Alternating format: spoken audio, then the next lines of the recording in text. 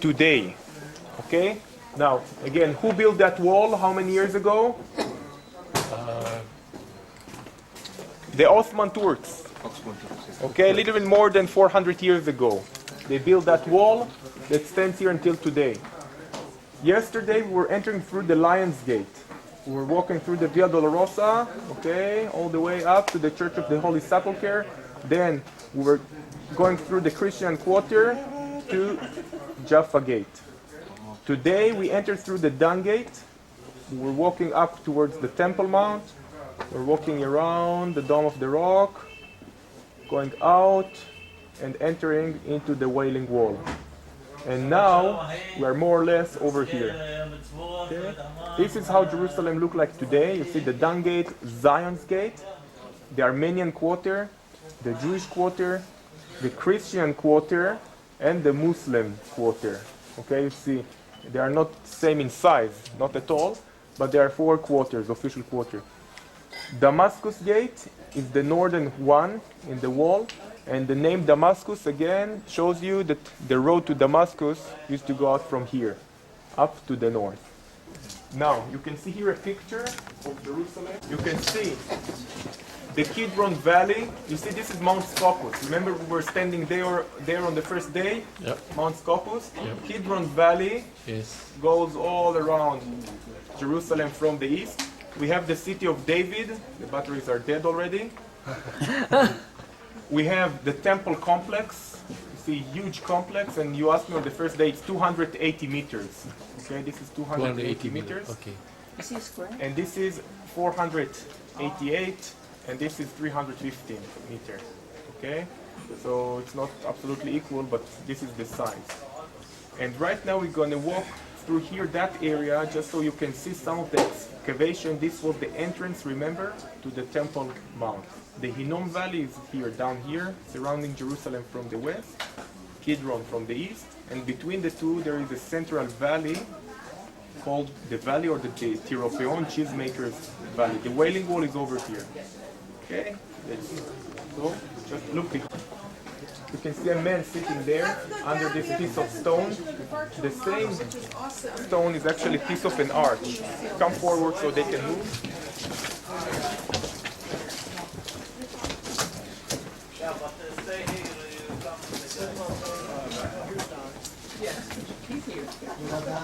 Okay, it actually shows you how deep they were digging and how high the dirt filled the whole area. See, this is in the end of the 19th century. A guy is sitting here under a piece of an arch that used to be during the Roman time. An arch was standing from one side to another.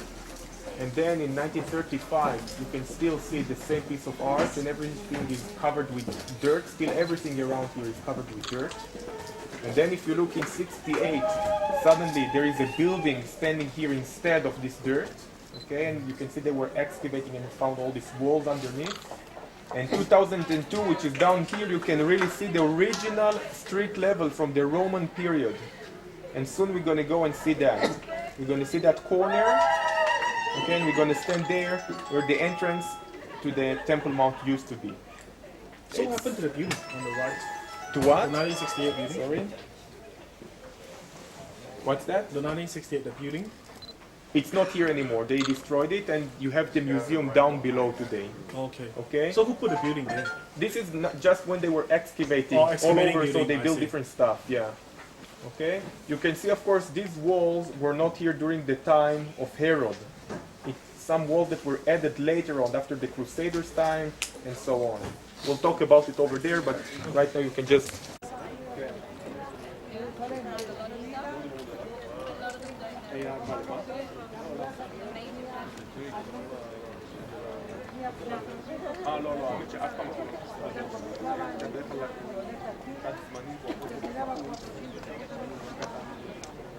Street at the time of Herod and the time of Jesus, down below you.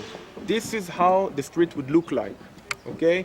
You see, like large stones. You can also see the stones that they use to build these supporting walls. Very, very big stones. Look, for example, at that one over here at the side. There is one stone deep inside behind the Wailing Wall down there under one of the buildings. the size of it, like they measure and they figure out that the weight is something like 540 tons. And it doesn't stand on the bedrock. It means that they had to move it from somewhere into that place. So just imagine what the huge stones, you see the smallest ones are, you know, that size. Something like 1 ton, 2 tons. And they had to lift everything all over. This is the supporting wall that Herod had to build. Remember, we said that there is a central valley crossing Jerusalem from the north to the south. The valley is here. Okay, this is the valley. In order to put a street on top of the valley, he had to build also like a drainage pipes underneath, so the water can run down all the way outside the city. When the Romans destroying Jerusalem, they break also the walls. Okay, imagine that there is a huge wall standing all the way higher than it is today, that Herod built there. And then what they do, first of all, of course, they push the upper stones, they fall down, and they continue to push the stones to destroy the whole thing, and the whole thing collapsed on the street and covers everything. When they were digging here and excavating, they found this stone down below you. You see that, the white one? This. And you can see there is an Hebrew inscription, Hebrew letters. See that? See the red color? To the house of trumpeting. To the house of trumpeting. Look, you see this stone, the big one, the corner one? Yeah. This one, it's a cornerstone.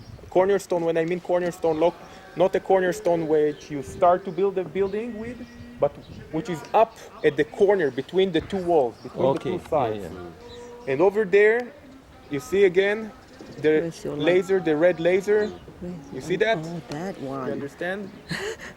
It says to the house of trumpeting down there.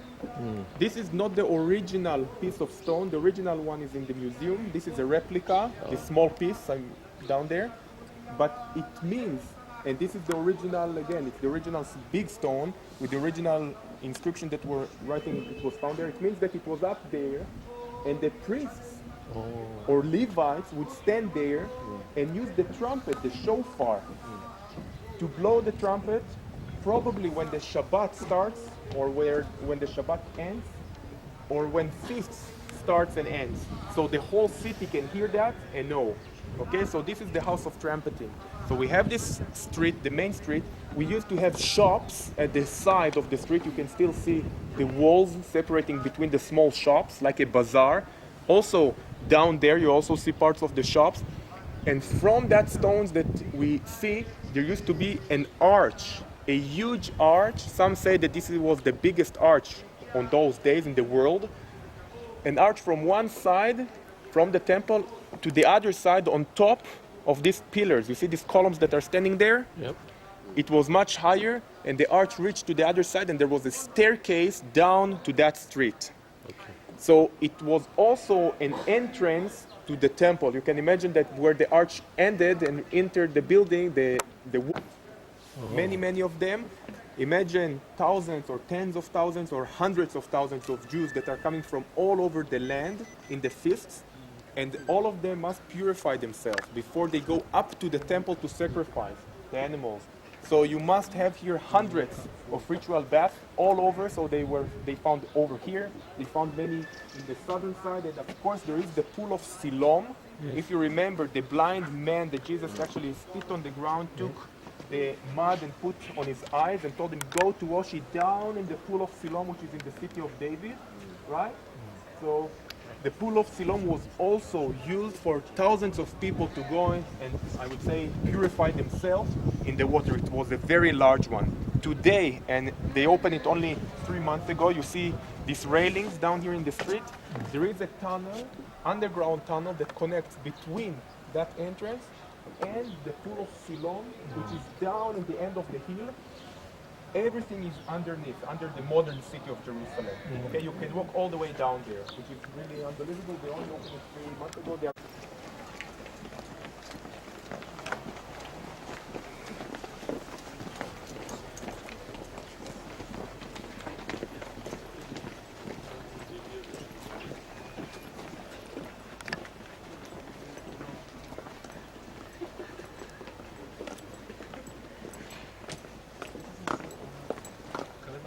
Message, give him just happy. Thank you. Thank you. Okay, take a picture then. Okay, take a picture.